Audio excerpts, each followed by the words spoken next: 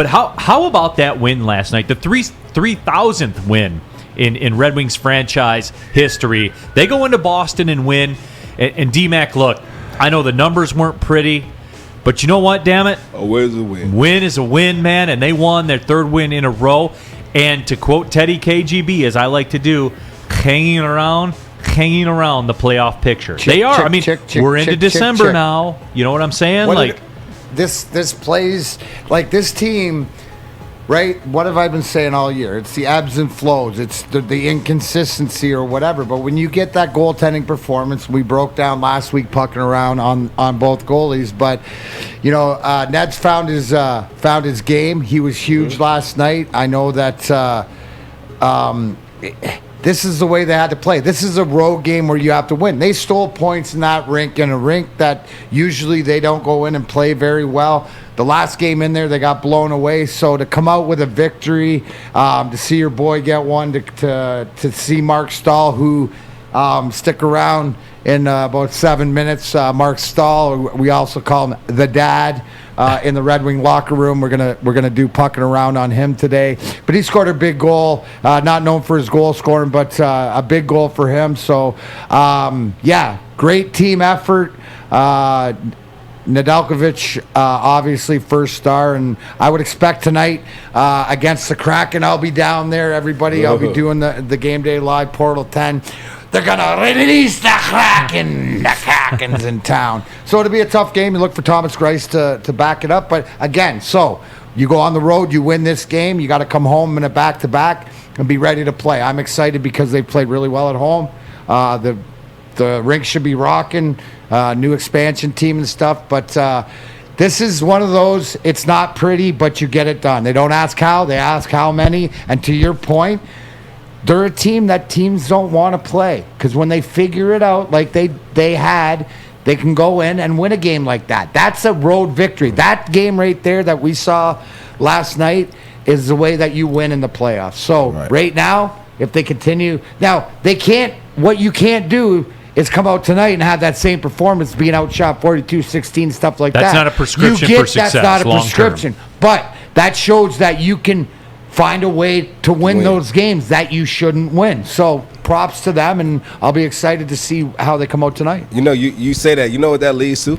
Leadership. All right? Who put the team on their back and said, listen, this is how we win these type of games? All right? Who did you see out there that said, you know what? This is how we're going to win this game. Follow my lead. You tell me. Who'd you say? That's what I'm saying. Oh, well, it's right. It's and at different times it's stepping up, so it's not always on the score sheet. But you watch that game. It's the little thing. The eye test. It's the eye. It's the eye test. Yeah, absolutely. Yeah.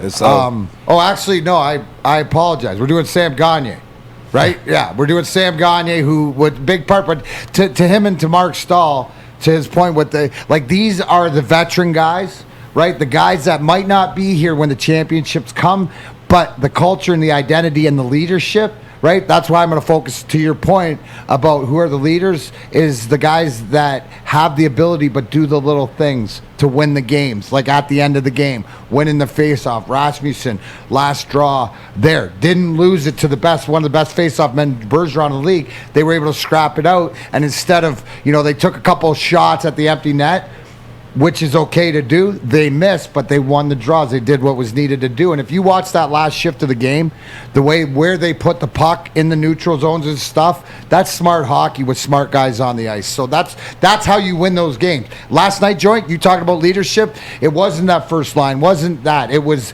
Zadina stepping up, and it was the veteran guys getting that road win done. The penalty kill came through. Right, even though they let on a 5-on-3 goal, but you see they played really well. That's the way they need to play. I expect them to come out with the same type of performance, but better tonight. And every time I start to wane on my guy Zadina, every single time he bounces back. What I tell you, so for me with Zadina, you know what it is. It's like what the RZA said, man. You got to bite or stop barking. One of the two. So here's the thing. And he keeps coming back. Let's hope maybe you can put it together and get one again. That was a nice goal. That's the things that he needs to do. But I'm going to focus on him next week when we do our halfway point. And the thing is that just because the goals aren't there, he's doing a lot of other things right, and last night he was rewarded.